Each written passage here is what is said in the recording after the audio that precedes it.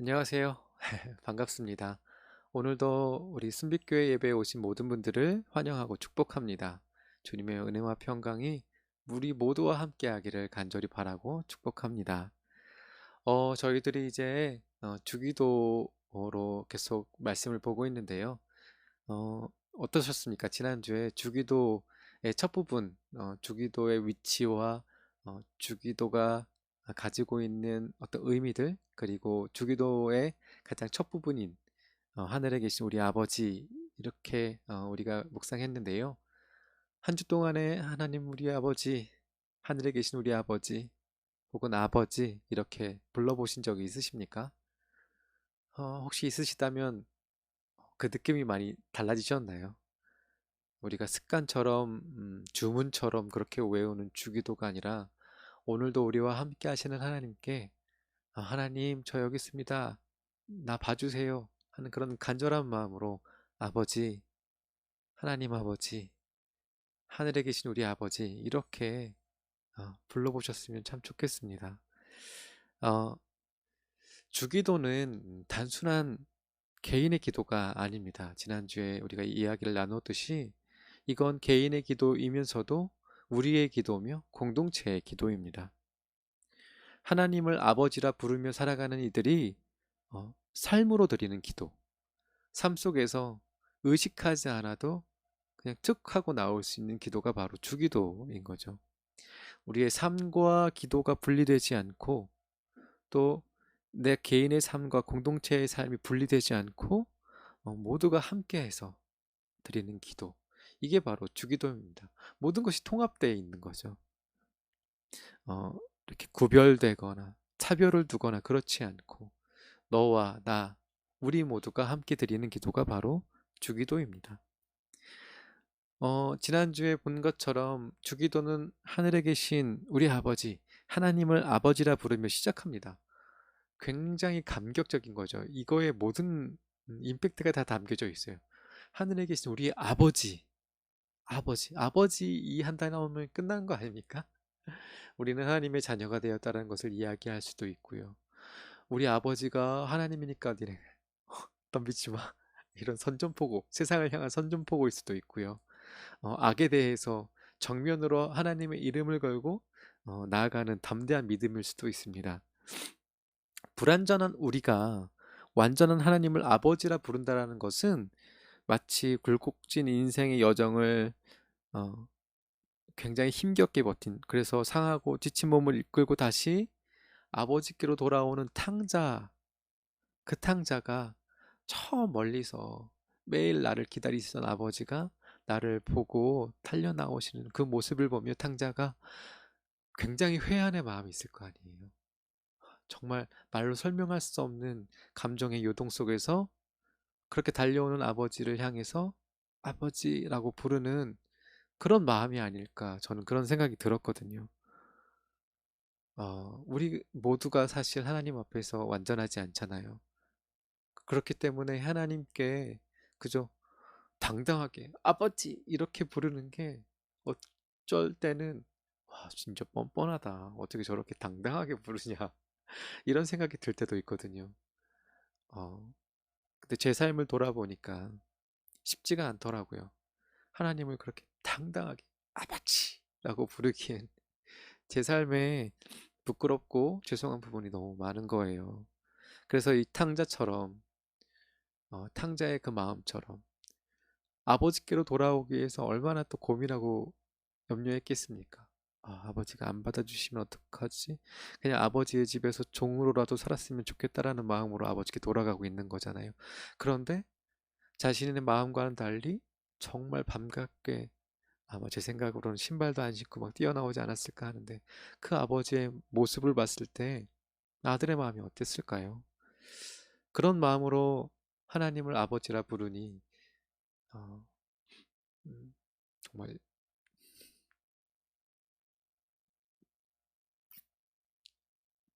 네, 정말 그게 은혜 아니겠습니까? 음, 우리가 돌아갈 곳이 있구나.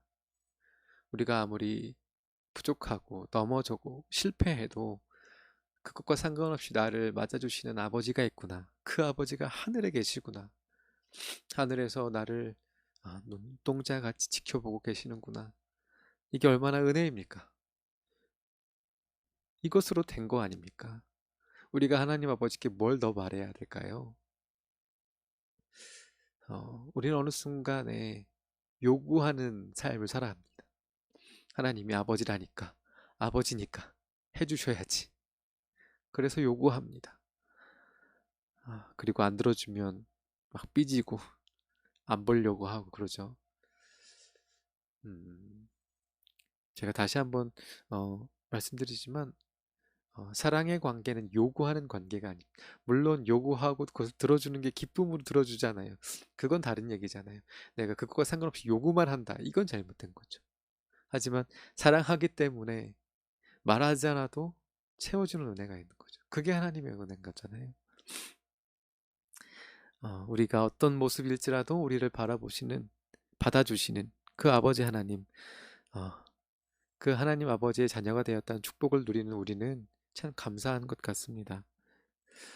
또 지난주에 말씀드렸듯이 우리가 하나님을 아버지라 부를 수 있는 것은 온전히 예수 그리스도 덕분입니다.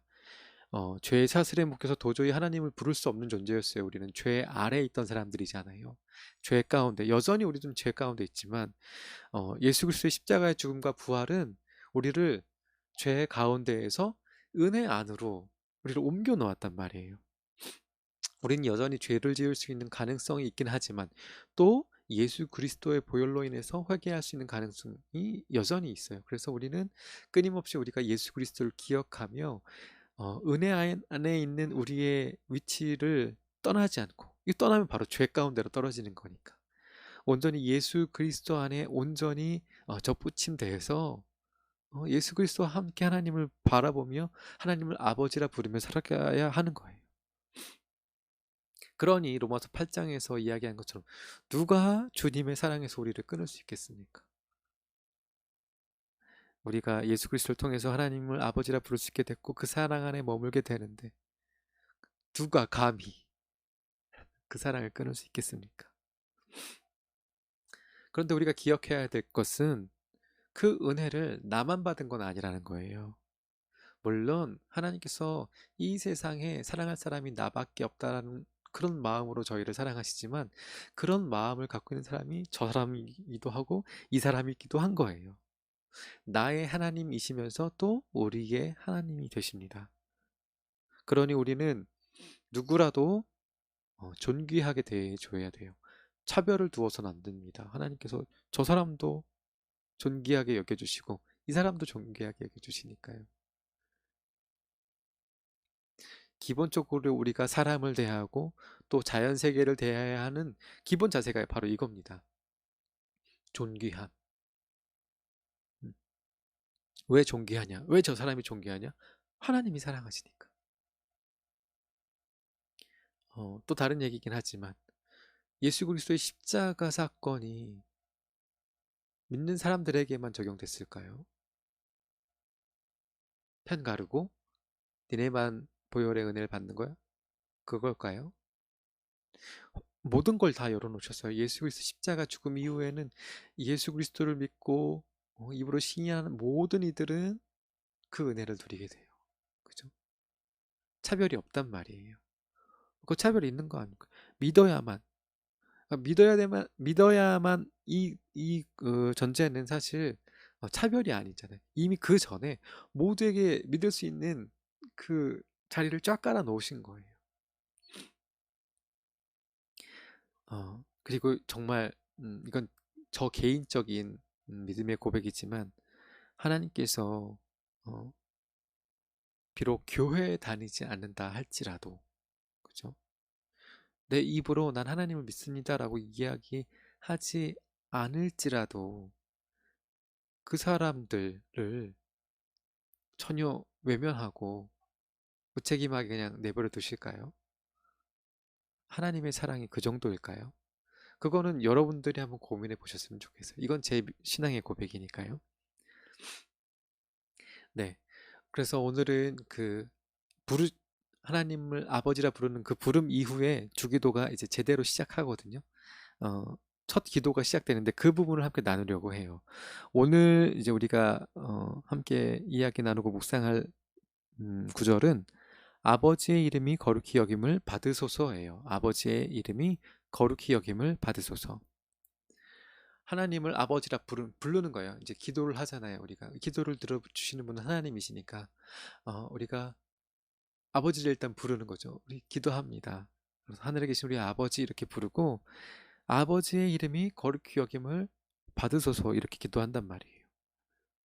사실 주기도의 이 첫 문장, 그 부름 다음에 이 첫 문장은 굉장히 큰 의미를 담고 있어요. 어, 여기서 말하는 아버지의 이름은 곧 하나님을 이야기하거든요.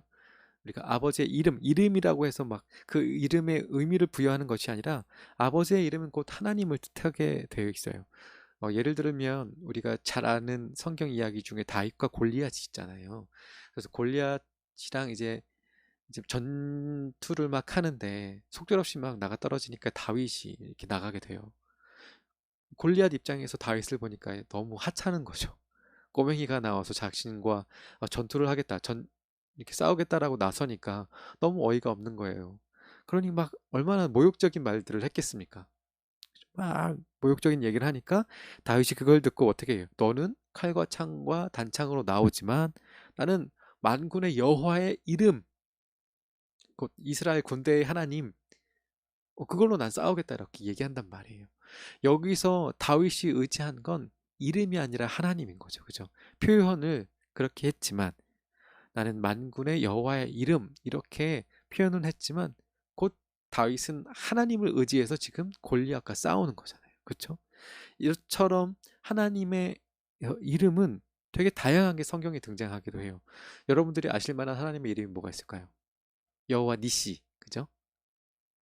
그리고 잘 생각해 보세요. 생각이 나시면 아이들에게 한번 이야기해 보세요.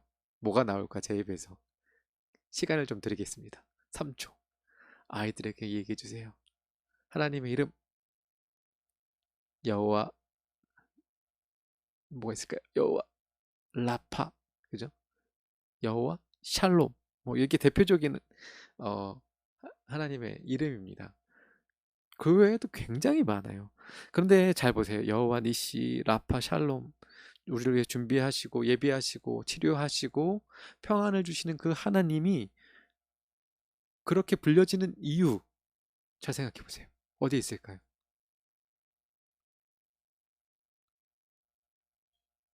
아, 생각하신 거죠? 그 이유는 우리의 삶과 연결되어 있기 때문에 그래요. 만약에 우리의 삶과 하나님이 연결되어 있지 않았다면요. 굳이 여호와 니시, 여호와 라파, 여호와 샬롬이라고 부를 이유가 없어요. 그냥 하나님으로 존재하시면 돼요. 여호와 하나님으로 존재하시면 되는데 우리 삶 가운데 우리에게 예비됨이 필요하니까 여호와 니시가 필요한 거죠. 여호와 니시는 깃발인가요? 헷갈리긴 하는데 갑자기 여호와 라파 우리를 치료하시는 하나님. 여호와 이레군요. 여호와 이레가 준비하신 하나님. 여호와 니시는 이제 깃발, 여호와 라파는 치료하시는 하나님. 그죠? 우리의 삶 속에서 계속 그것들이 필요하니까 하나님의 이름이 그렇게 적용되는 거예요. 우리의 삶 속에서 다양한 이름으로 우리와 함께 하시는 거죠. 그러니까 하나님께서 늘 우리와 함께 하시면서 일하신다는 증거가 하나님의 이름으로 우리가 알 수가 있는 거예요. 음. 여호와 이레, 니시, 라파, 샬롬, 때때로 우리의 삶 가운데에서 필요한 모든 상황 가운데 일하시는 하나님. 그 하나님을 통칭해서 우리가 뭐라고 부를 수 있을까요? 두구두구두구두구. 뭐라고 부를 수 있을까요? 우리 아이들에게 알려주세요. 빨리. 아시는 분이 있다면 채팅창에 이렇게 올려주세요. 여호와의 이름, 하나님의 이름을 여러 가지잖아요. 그리고 제가 이 여호와의 이름이 이렇게 여러 가지인 이유는 하나님께서 우리 삶 속에 함께 하시기 때문이라고 말씀드렸어요. 그러면 이 모든 것을 종합했을 때 하나님을 한 단어로 표현할 수 있어요. 뭐일까요? 채팅창에 막 올려주십시오. 두두두두두. 자, 답은 임마누엘입니다. 임마누엘. 우리와 함께 하시는 하나님. 우리와 함께 하시는 하나님. 그러니까요. 보세요. 그냥 단순한 게 아닌 거죠. 단순하게 여호와 하나님으로 그냥 하늘에만 계시는 그런 하나님이 아니시라 지금 우리 삶 가운데 이렇게 오셔갖고 항상 우리와 함께 하시는 거예요. 그래서 우리가 뭐가 부족한데 뭔가 준비해야 되는데 그러면 여호와 이레로 그죠? 여호와 이레로 함께 하시고 또 이렇게 있다가 우리가 치료가 필요해요. 그럼 여호와 라파로 우리와 함께 하시고 평안이 없어요. 그럴 때 여호와 샬롬으로 우리에게 함께 하시는 그 하나님 결국 우리와 늘 함께 하시는 하나님 임마누엘의 하나님 그쵸? 그렇게 우리가 부를 수 있는 거예요. 그러니 이 한 문장 있잖아요. 오늘 우리가 아버지의 이름 우리가 하나님을 아버지라 불렀고 그 아버지의 이름이 그냥 단순하게 저 하늘 위에만 있는 것이 아니라 우리와 함께 하신다는 그 의미가 이렇게 담겨져 있는 거예요. 주기도 이 두 문장 안에. 얼마나 은혜입니까 이게. 그죠? 마치신 분이 있는 것 같아요. 제가 채팅창이 저 멀리 있거든요. 그래서 마친 분들은 제가 예배 후에 잘 보고 네, 선물을 드릴게요. 자, 다시 정리해보면 이렇습니다. 어, 아버지의 이름이 거룩히 여김을 받으소서 이 문장을 제가 방금 말씀드린 임마누엘의 하나님으로 적용해서 다시 정리해보면 이렇게 얘기할 수 있는 거예요. 우리의 모든 삶 속에서 하나님 거룩히 여김을 받으소서. 우리의 모든 삶 속에서 하나님께서 거룩히 여김을 받으소서. 이건 거예요. 아버지의 이름이 거룩히 여김을 받으소서 이렇게 하면 사실 이게 무슨 뜻일까라는 생각이 들 수 있어요. 되게 추상적으로 들릴 수 있거든요. 그런데 이렇게 바꾸면 우리의 모든 삶 속에서라는 이 문장을 딱 넣어보면 우리가 조금 더 이해하기가 쉽죠. 그렇죠? 우리에게 조금 더 확 다가오는 거예요. 그런데 궁금하지 않으십니까? 우리가 뭐라고 하나님의 거룩함에 대해서 왈가불가할까요? 음, 하나님께서 사람을 만드신 가장 첫째 되는 음, 목적이 있습니다. 이거 웨스터민스터 소요리 문답 제1번의 문항이거든요. 굳이 이것까지 제가 문제로 낼까요? 한번 해볼까요? 혹시 아시는 분들은 자녀들에게 옆 사람에게 한번 얘기해 보셨어요. 웨스터민스터 소요리 문답 제1번 하나님이 사람을 만드신 가장 중요한 목적이 거기에 나오거든요. 뭘까요? 이것도 3초. 하나, 둘, 셋. 네. 하나님을 영화롭게 하고 그분을 영원토록 즐거워하기 위해서라고 소요리 문답에는 나오고 있어요. 또 이사야서를 보면 어, 우리를 통해서 찬양을 받으시기 위해서 우리를 창조했다라고 이야기하시고 또 오늘 우리가 읽은 주기도 안에서는 하나님께서 거룩히 여김을 받으시기 위해라고 이야기를 해요. 이 모든 것이 다 하나님께서 우리를 만드신 첫째 되는 목적인 거예요. 우리가 하나님의 그 목적대로 창조주의 목적대로 살아간다면 그 영광을 받으시는 분은 바로 하나님이시죠. 생각해 보세요. 우리가 이제 제가 아이폰을 쓰니까 스마트폰 아이폰이 처음 나왔을 때 혁신적이었잖아요. 삶 속에서 유용되는 그 기능이 엄청 많았어요. 그랬더니 누가 그 모든 스포트라이트와 이 영광을 받았습니까? 스티브 잡스죠. 그것을 물론 만든 사람 하시는 분들이 그 밑에 계셨지만 그 모든 것을 지휘했던 스피드 잡스가 그 뭐 굉장히 뭐 이쪽 애플 쪽에 어, 관여되시고 좋아하시는 분들은 거의 뭐 그죠? 이런 표현 좀 죄송하긴 한데 우상같이 돼버렸죠. 그렇게 돌아간단 말이에요. 마찬가지로 우리가 정말 오묘하신 섭리로 우리를 만드신 하나님의 그 목적대로 살아갈 수만 있다면 우리는 하나님께 영광을 돌릴 수 있는 거예요. 그 모든 영광은 하나님께서 받으시는 거예요. 이걸 조금 더 깊이 들어가면요. 우리가 세상 속에서 하나님께서 진짜 우리를 통해서 이루시려고 하셨던 그 목적을 우리가 이루며 살아간다면 우리는 세상 속에서 하나님의 영광을 드러낼 수 있는 거죠. 초대교회처럼 우리의 모습을 통해서 세상 사람들이 하나님을 알게 되는 거예요. 그럼 생각해 봐야죠. 지금 우리는 되게 욕먹고 있잖아요. 우리 참 못하고 있는 거예요. 우리를 만드신 하나님의 뜻 가운데에서 살아가지 못하고 있다라고 생각해 볼 수 있는 거죠.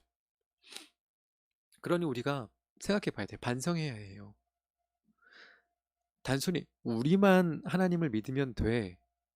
우리만 좋으면 되지. 우리만 예배하면 되지. 이런 생각에 쌓여 있으면 하나님께서 기뻐하시지 않죠. 하나님이 우리만 창조하셨습니까? 모두를 창조하셨잖아요. 그럼 모두에게 그 목적이 담겨져 있는 거예요. 세상 사람들은 그 목적을 몰라요. 그런데 그렇기 때문에 우리는 믿음을 갖고 있기 때문에 우리의 삶을 통해서 하나님이 우리를 만드신 그 목적을 세상 가운데 알려줘야 되는 어, 의무가 있는 거예요. 먼저 자녀가 됐으니까. 자녀가 된 의무가 있는 거예요. 우리가 누리는 권리도 있지만 우리가 먼저 믿었기 때문에 해야 할 일이 반드시 있는데 그게 바로 그건 거예요. 우리 삶을 통해서 우리를 창조하신 하나님의 목적을 세상 사람들에게 알리는 것. 근데 만약에 그게 터무니없다면 세상 사람들 코스치겠죠. 그게 뭐야? 우리가 왜 그렇게 살아? 이렇게 생각할 수 있겠죠. 그런데 만약 우리의 삶이 그렇지 않고 세상 사람들로부터 인정받고 칭찬받을 수 있는 그런 삶이라면 어떨까요? 그래, 그럼 나도 한번 그렇게 살아봐야지 하지 않을까요? 이게 바로 하나님께서 거룩히 여김을 받으시는 겁니다. 생각해 보세요. 하나님이 어떻게 거룩하게 여김을 받으시겠습니까? 세상 속에서. 지금 이 주기도는 이 땅 가운데서 우리가 하늘을 향해 외치는 기도인 거잖아요. 그러면 이 주기도의 내용들은 하늘에서가 아니라 이 땅 가운데에서 이루어야 할 하나님의 뜻인 거예요. 하나님의 뜻이 이 땅 가운데 내려와서 땅의 뜻도 하늘의 뜻과 맞닿아 이루어지는 거죠.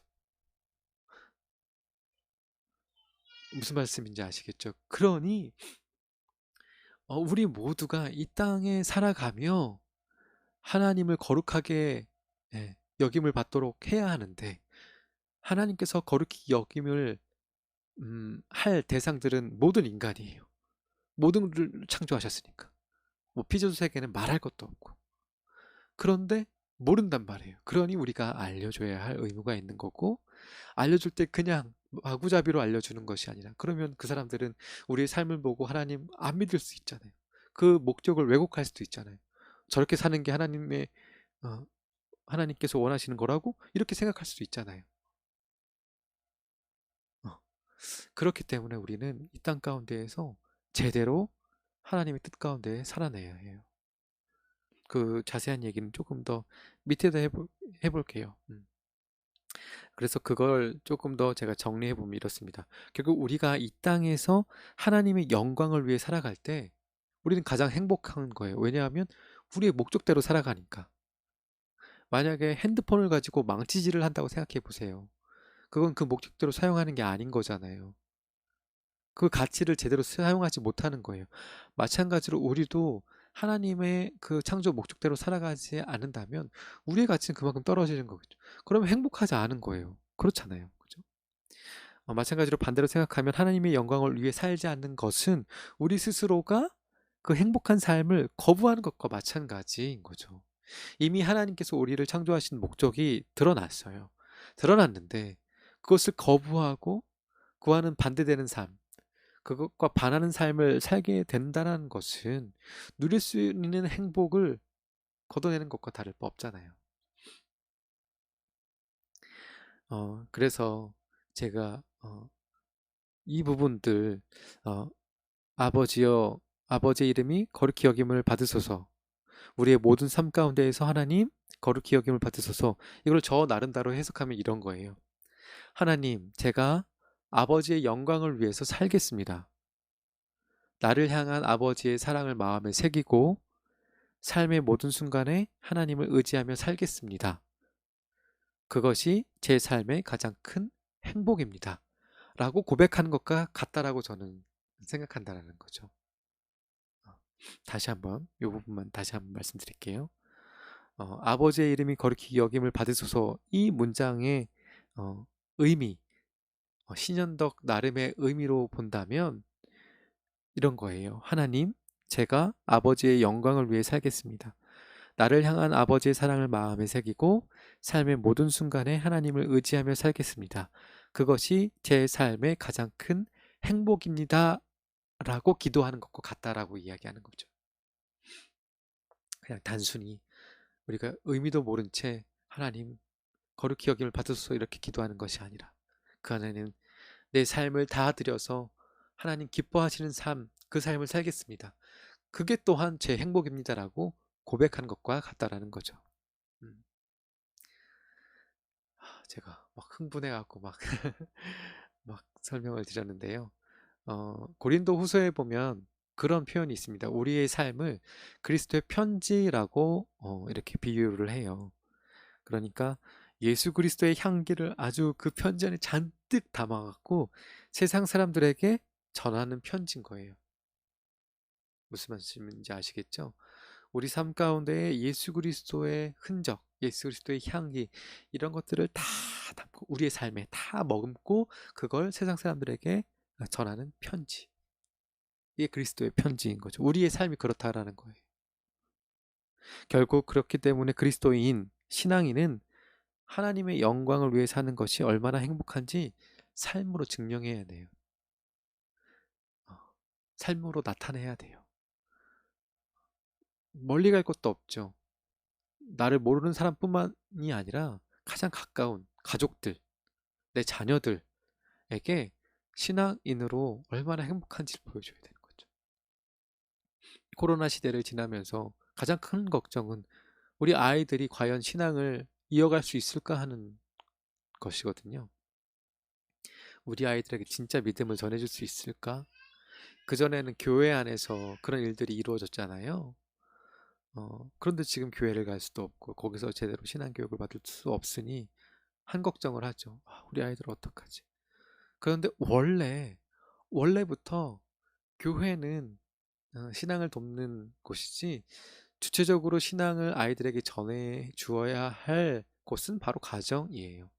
그리고 본이 되어야 되는 분은 바로 부모님이시고요. 아이들은 부모님의 모습을 보고 신앙을 키워갈 겁니다. 그러니 부모님의 신앙이 어떻게 아이들에게 비춰주는지는 정말 정말 중요해요. 만약에 그 안에 우리 이렇게 설교 예화 중에도 그렇게 많이 우스갯소리로 이야기하잖아요. 교회 권사님, 목사님, 뭐 장로님, 뭐 집사님 그렇게 막 거룩한 모습을 보이면서도 집에 들어가면 그냥 딴 사람이 된다고. 그러면 아이들이 믿음을 온전히 가질 수 없죠.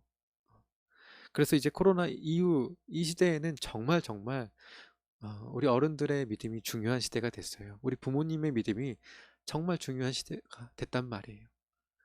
그리스도의 편지를 멀리 붙일 필요도 없어요. 우리 자녀들에게 그 편지 담아서 보내야 돼요. 저도 아이들 태어나기 전에는 아이들에게 막 편지를 쓰고 글을 남기기도 했는데 요즘은 이제 블로그에 막 글을 남기기도 했거든요.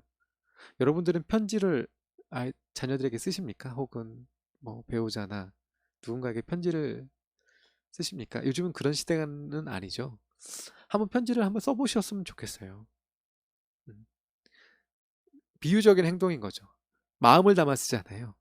거기에는. 그래서 한 단어 한 단어 신경을 쓰면 쓴단 말이에요. 마찬가지로 우리가 그리스도의 편지라면 우리의 삶 또한 그렇게 쓰여져야죠. 정성을 다해서. 한 단어 한 단어 고민하고 기도하며 그렇게 써야 되는 거예요. 어, 세상 사람들이 그렇게 그리스도의 편지, 신앙인의 삶, 그리스도인의 삶을 어, 담겨져 있는 그 편지를 받고 와 그래 저거구나. 저 삶이야말로 우리 안에 행복을 주는 정말 변함없는 진리구나 라는 걸 깨달을 수 있도록 그 편지 안에 정말 우리 삶을 다 예수 그리스도에 버무려서 정말 진국이라고 해요. 진국을 만들어 보내야 돼요.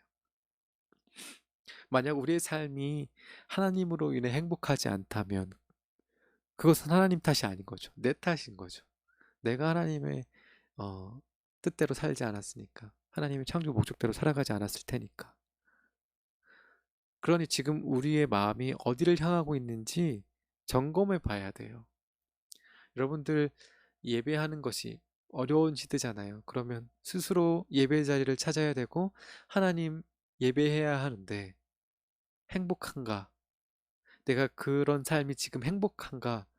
기쁜가? 이걸 잘 고민해 보셔야 돼요. 여러분들이 행복하지 않는데 여러분들의 모습을 볼 세상 사람들이 행복할까요? 여러분들이 그리스도 안에서 행복하지 않은데 자녀들이 어떻게 그리스도 안에서 행복할 수 있겠습니까? 물론 하나님이 하시면 하시겠죠. 하나님이 하시면 하십니다. 제가 그걸 부정하는 게 아니에요. 그리스도인의 삶은 당당하고 떳떳해야 됩니다. 그러기 위해서는 우리가 말씀대로 살아야 하겠죠. 우리가 떳떳해야 되는 대상은 세상 사람들이 아닌 거예요. 하나님께 떳떳해야 되는 거예요. 만약에 우리가 어영부영 타협하고 살아간다면 우리가 어떻게 영광을 드러낼 수 있겠습니까? 그렇다면 이제 질문할 수 있죠. 그럼 목사님 제발 그렇게 이제 알겠어요. 그럼 뭐 큰 의미는 알겠는데 그럼 도대체 어떻게 우리 보고 살아가라는 것입니까? 라고 물어보실 수 있어요. 이 부분이 제일 중요하거든요. 어떻게 살아야 하는가? 그럼 우리가 하나님의 영광을 드러내기 위해서 하나님을 거룩히 여김을 받으시게 하기 위해서 우리는 어떻게 살아야 하는가? 이 부분이 제일 중요하잖아요. 어떻게? 그럼 도대체 어떻게요? 이 부분을 잘 얘기해 주지 않는데 이건 제가 말씀드리는 것이 아니라 이미 하나님의 말씀이 성경에 나와 있어요. 어떻게 살아가야 하는지는요. 어, 제가 힌트를 드릴까요? 지난주에 제가 말씀드렸는데 주기도의 배경을 이야기하면서 기도의 이야기 6장에서 나왔지만 삶에 대한 이야기가 먼저 5장에 나온다고 말씀드렸어요. 그렇죠? 우리가 주목해야 할 부분은 바로 팔복이에요. 팔복. 팔복이 하나님의 영광을 나타나기 위해서 그리스도인이 가져야 할 삶의 태도예요. 삶의 방법이라는 거죠. 뭐가 있죠? 5장을 막 펴지 마시고 뭐가 있는지 한번 곰곰이 생각해 보세요. 그리고 아이들에게 알려주세요. 제가 너무 시험을 드리는 건가요? 첫 번째, 심령이 가난한 자. 그죠? 심령이 가난해야 돼요. 두 번째, 애통할 수 있어야 합니다. 세 번째, 온유해야겠죠? 네 번째, 의에 줄이고 목말라야 합니다. 다섯 번째, 긍휼한 마음. 여섯 번째, 마음이 청결하고. 일곱 번째, 화평케 하는 자. 마지막으로, 의를 의하여 핍박을 받는 자. 네. 이게 하나님의 영광을 나타내는 방법이에요. 쉬울 거라고 생각하셨습니까? 쉽지 않아요. 쉬운 길이 아닙니다. 정말로 정말로 쉬운 길이 아니에요. 심령이 이거 제가 저희 순빛교회 설교 때 이 팔복에 대해서는 설교한 내용이 있으니까 제가 지금 하지 않겠습니다. 한번 들어보세요. 찾아서 한번 들어보세요. 어찌됐든 이 팔복, 심령이 가난하고 애통하고 온유하고 의에 줄이고 목마르고 긍휼하며 마음이 청결하고 화평하고 그리고 의를 위하여 핍박을 받는 그런 삶을 살아내야 하나님께서 영광을 받으신다라는 거예요. 이건 단순히 성경에 쓰여져 있다라고 끝낼 것이 아니라 이 구절, 팔복, 그 뒤에 복 받을 것이다. 이것만 생각하지 마시고 이 앞부분, 우리가 어떻게 하나님의 영광을 드러내야 하는가에 대한 이 부분을 우리가 마음에 새겨야 돼요. 마음에 새겨서 여러분들 마음에 새기면요. 행동은 그렇게 갈 수밖에 없어요. 근데 마음에 안 새기고 행동으로만 한다고 생각해 보세요. 달라질 수 있겠죠. 다음에는 다른 행동을 할 수도 있어요. 마음에 새기는 게 중요해요. 마음에 새기는 거. 그래서 이 8가지의 삶의 태도, 이걸 마음에 새기며 살아가세요. 그러면 그렇게 자동적으로 그렇게 살아낼 수밖에 없는 거예요. 그렇게 살 수밖에 없는 거죠. 내 마음에 그렇게 쓰였는데, 그 마음을 하나님께서 보시는데, 내 외적인 그 삶의 실천은 그냥 저절로 될 수밖에 없는 거죠. 나는 왜 그렇게 안 되지? 라고 생각이 드시면요. 그걸 정말 내 마음에 새겼는지 한번 점검해 보시라는 거예요. 왜 우리는 그렇게 못하지? 라고 생각이 드시면 그게 정말 우리의 마음에 새겼는지 한번 보시라는 거예요. 교회가 그렇게 살아내지 못하고 있다면 한번 교회를 보세요. 교회 안에 정말 저 8가지의 삶의 자세들이 정말 우리 교회에 새겨져 있는지 점검해 봐야 돼요. 그냥 말로만 이야기하고 보여지는 것으로만 하는 것은 남지 않아요. 흔적이 남지 않아요. 마음에 새겨야 합니다. 마음에 새겨야 하나님이 보세요. 외적으로 보여지는 건 사람들이 볼 수는 있겠지만 하나님께서 거기에 주목하지 않으십니다. 마음에 새기는 게 제일 중요해요. 우리가 이 8가지의 이야기, 팔복을 마음에 새기고 그렇게 살아가며 하나님의 영광을 나타낸다면 하나님께서는 우리의 삶을 통해 거룩히 여김을 받으시는 거예요. 이게 오늘 여러분들과 나눌 이야기의 핵심입니다. 하나님의 자녀로 살아가는 것이 쉬운 길이라고 생각하셨습니까? 좁다라고 얘기하잖아요. 협착하다고. 좁고 협착하고 가기 힘들다고. 그래서 좁은 길, 좁은 문 이렇게 표현하잖아요. 제가 이 부분을 정말 많이 묵상해 봤거든요. 왜 좁을까? 하나님, 예수 그리스도께서 가신 길인데 왕의 대로라고 불려도 전혀 손색 없는 그 길인데 왜 좁을까? 왜 험난할까? 제가 언젠가 말씀드린 적도 있는데요. 어, 그게 좁은 이유는요. 사람들이 안 가서 그래요. 길이라는 건 사람들이 다녀야 평탄해지고 혹은 더 필요에 의해서 그 길이 더 넓어지기도 하고 더 다듬어지기도 하는 거잖아요. 하나님의 자녀로 살아가는 길이 그렇게 좁고 험하다는 이유는 그 길로 간 사람이 많지 않다라는 거예요. 그 마음에 새기고 하나님의 영광을 나타내며 그렇게 살아간 사람들이 많지 않기 때문에 그 길이 그렇게 좁고 험한 거예요. 만약에 정말 많은 사람들이 그 길을 간다 생각해 보세요. 그냥 단순하게 입으로 외치고 보여지는 것으로 그렇게 살아가는 게 아니라 정말 마음에 새기고 그 길을 따라 살아간다면 한번 생각해 보세요. 많은 사람들이 그 길을 밟으니 그 길은 더 이상 험하지 않겠죠. 누군가는 그 험한 길을 가며 나와 있는 가지들도 다 쳐내고 힘겨워 걸어가기 힘들 것 같은 장애물들 다 치우면서 갈 거잖아요. 혼자 하기 힘들면 서로 힘을 합쳐서 다 치우면서 살아갈 거잖아요. 그러면 그 길이 조금씩 좋아지지 않겠습니까? 더 많은 사람들이 가게 되면 그 길을 좁아서 길을 넓혀가며 살아가지 않겠습니까? 그러면 훗날에 우리 자녀들이 그 길을 갈 때는 조금 더 편하게, 조금 더 안전하게 그 길을 갈 수 있지 않을까요? 저의 간절한 바람입니다. 그러니 우리가 비록 지금 좁고 험하더라도 그 길을 가야만 해요. 8가지의 이야기들이 참 하며 살아가기 힘든 내용이에요. 참 어려운 이야기거든요. 이 팔복은. 그럼에도 불구하고 그것을 마음에 새기고 살아내야 합니다. 그것으로 하나님 영광 받으시고 거룩히 여김을 받으실 테니까. 그렇게 우리가 살아간다면 비록 좁더라도 처음에 말씀드린 것처럼 하나님께서 우리와 함께 하시니 그 길 걸어갈 수 있는 겁니다. 그 길 걸어가며 좁은 길을 다듬어가는 그 기쁨을 우리는 누릴 수 있는 거예요.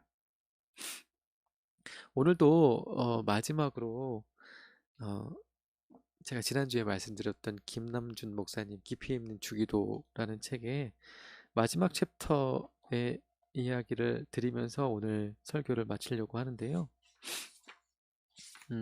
이분이 이렇게 이야기합니다. 어, 잘 들어보세요. 결론입니다. 순전한 어린아이처럼 하나님을 사랑하는 사람, 아무도 위하여 울지 않는 하나님의 이름의 영광을 위하여 세상의 어느 한 구석에서 흐느끼며 기도하는 사람, 이름 없이 빛도 없이 하나님의 이름을 위하여 사는 사람들이야말로 복 있는 사람들이다. 하나님께서는 세상이 알 수 없는 방법으로 그들을 위로해 주신다. 제가 한 번만 더 읽을게요. 순전한 어린아이처럼 하나님을 사랑하는 사람, 아무도 위하여 울지 않는 하나님의 이름의 영광을 위하여 세상의 어느 한 구석에서 흐느끼며 기도하는 사람, 이름 없이 빛도 없이 하나님의 이름을 위하여 사는 사람들이야말로 복 있는 사람들이다. 하나님께서는 세상이 알 수 없는 방법으로 그들을 위로하신다. 우리 모두 그런 사람이 되어서 하나님의 위로를 경험할 수 있었으면 참 좋겠습니다. 그리고 비록 험한 길, 좁은 길이겠지만 우리 함께 손잡고 그 길 걸어가며 우리의 아이들, 또 아이들의 아이들이 그 길을 온전히 걸어갈 수 있을 수 있도록 우리가 힘내서 그 길 걸어갔으면 참 좋겠습니다.